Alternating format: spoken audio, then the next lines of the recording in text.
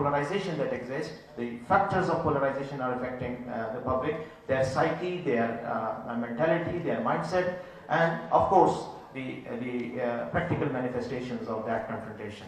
So a politician being a public representative, emerging from the public, having his power dynamics and power base in the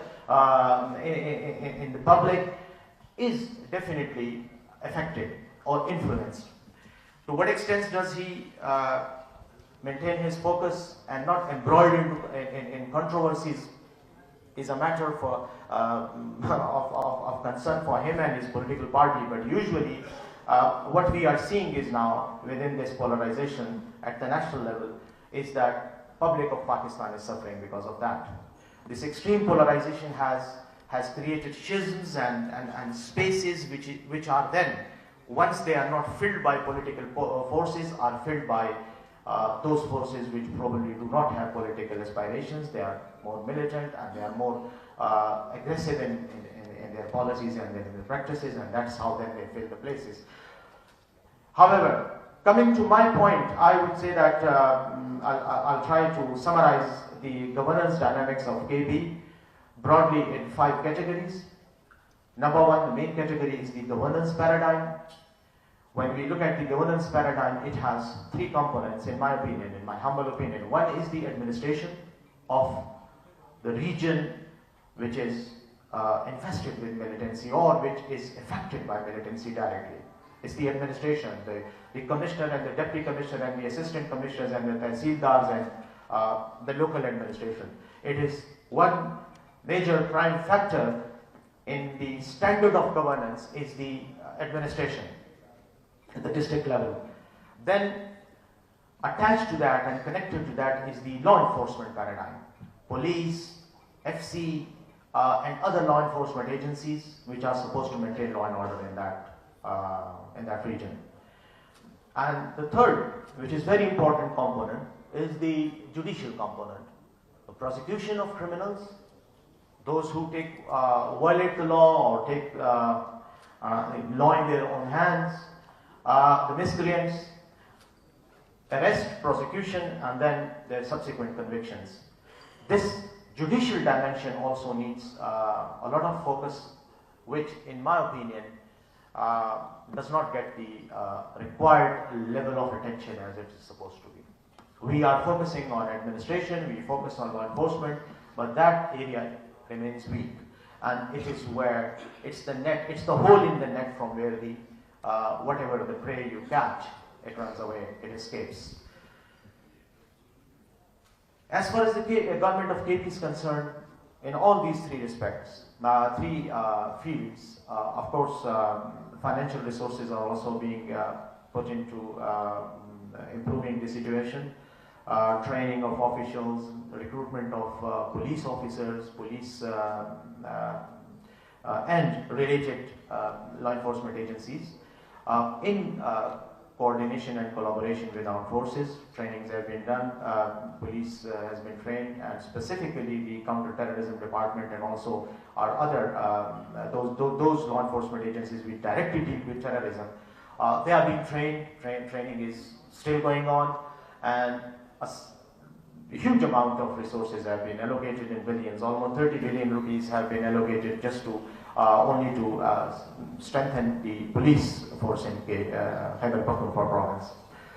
We have issues with the administration side because most of the officers who are from the civil bureaucracy, they're not usually inclined to serve in these areas because of the lack of facilities, because of law and order situation, threat, and the threats that they perceive are there, and of course there are.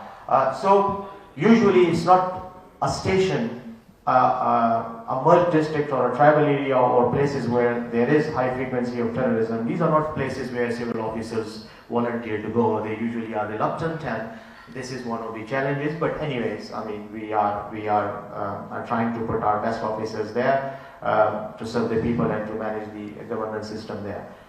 Judiciary is, as I said, is a problem, and that we need to consider and focus on. The reason being that there are no courts as such operational in those regions. So most of the courts have been set up in the settled districts, adjacent settled districts. This is, of course, a problem for the litigants, for in civil cases as well as in criminal cases, because of the distance and because of the, at times, lack of experience of prosecutors, as well as the district attorney's office who prosecute on behalf of the government. Their training, their facilities, or capabilities are also lacking, and so some of these components are being trained, and a lot of money is being spent on that as well. But of course, the results will start appearing in a while. I mean, it's a bit, slow. The progress is slow. Within this particular categorization of components that I enumerated, the fourth one is the socio-economic uplift programs. Socio-economic factors are most important in terrorism infested or terrorism affected areas.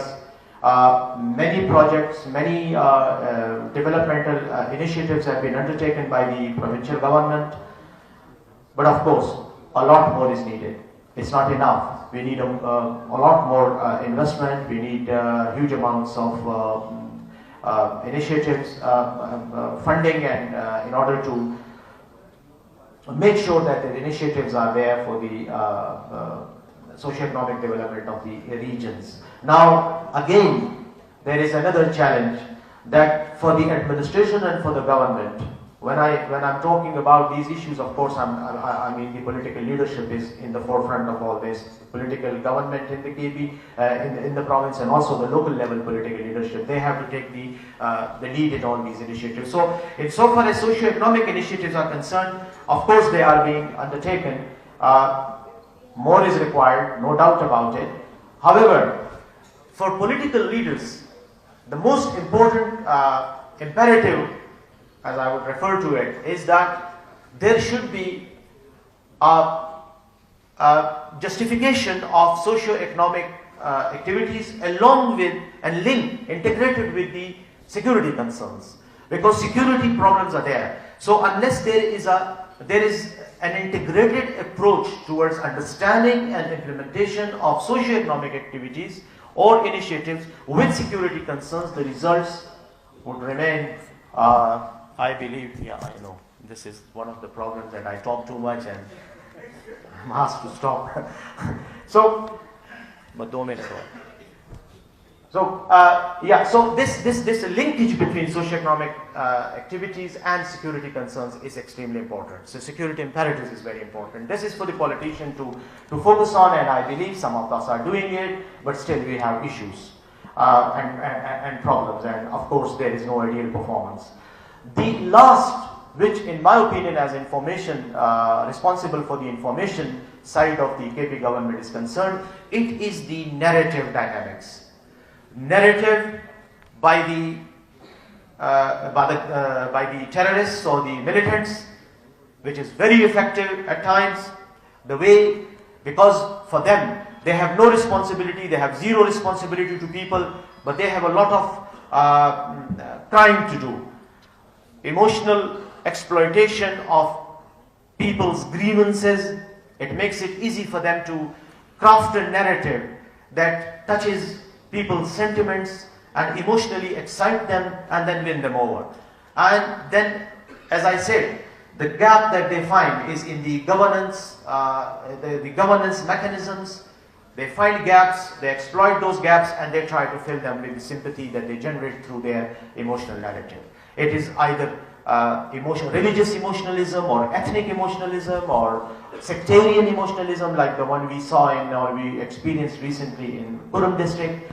A lot of sectarian issues were highlighted, and then an attempt was made to kind of exploit them against the state and to blame the state agencies for all the grievances, whereas most of the grievances are probably not because of the state agencies, it's because of the overall social dynamics and regional complications that we have in this region. So anyways, so this is important, but now for the state and for the politicians, the most important response is that they should have a unified narrative. Unfortunately, in my opinion, even the overall state of Pakistan has failed to come up with a strong, appealing, convincing narrative against the militants.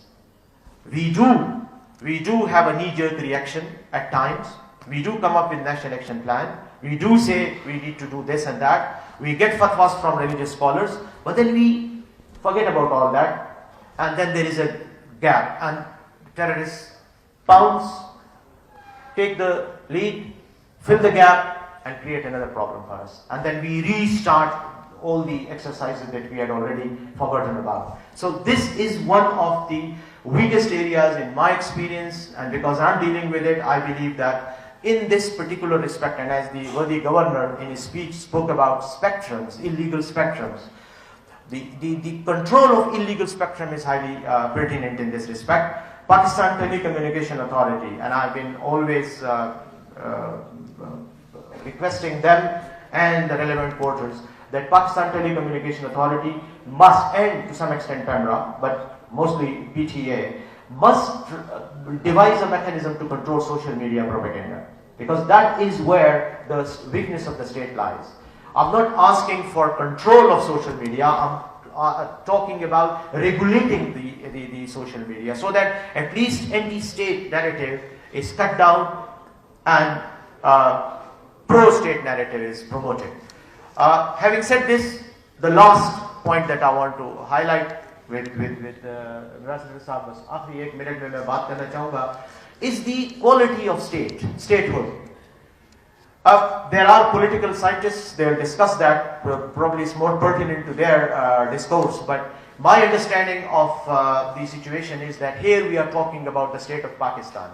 But there is a difference in approach when you handle terrorism. Terrorism is an ingrown problem.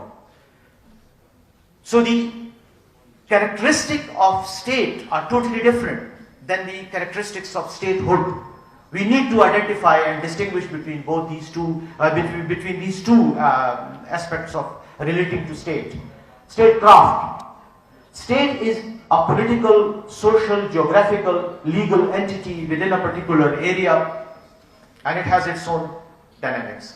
But statehood is the quality of that particular state, the way it, and the characteristics of their state, the way it controls its population, the way it governs itself, the way it carries itself forward. I think we need to focus more on on strengthening the quality of our statehood. We have issues of governance, which is the quality of statehood. We have issues of resilience of the state. How does it respond to threats internally? What is the capability of it? How does it adjudicate? And most importantly, how does it sell its narrative to its own people? Because if your own people are with you, then you are a stronger state. If there is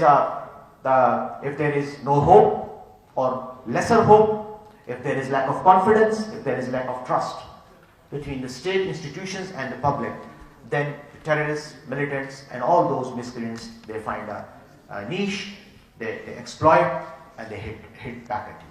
So, having said all this, my understanding is that spending billions of rupees is indeed important, but it's not the only way out. Terrorism has to be fought with all the strengths that we have. Love for Pakistan, love for country, but at the same time, confidence and trust, winning confidence and trust of the people. And for that, political leadership is very important. And having said this, Pakistan being a polyarchy state, I call it a polyarchy because it is ruled by a few political parties. And that's it. Whether those political parties really enjoy the confidence of its people is a question to be asked. We need to improve that. We need to focus on that in order to make ourselves strong. Thank you very much. Thank you, Barrister Saif. A very enlightening discourse, and the most important takeaway is that nature abhors vacuum. And when there is a vacuum, that vacuum is filled by forces which are destabilizing. And we know that unified narrative is a must. That was another takeaway. And the 5 aspects, district administration, judiciary, police, socio-economics, governance, I think he alluded very succinctly to all the important factors. And in due course, subsequent speakers will, in their own niche, specialized field, would further elaborate on those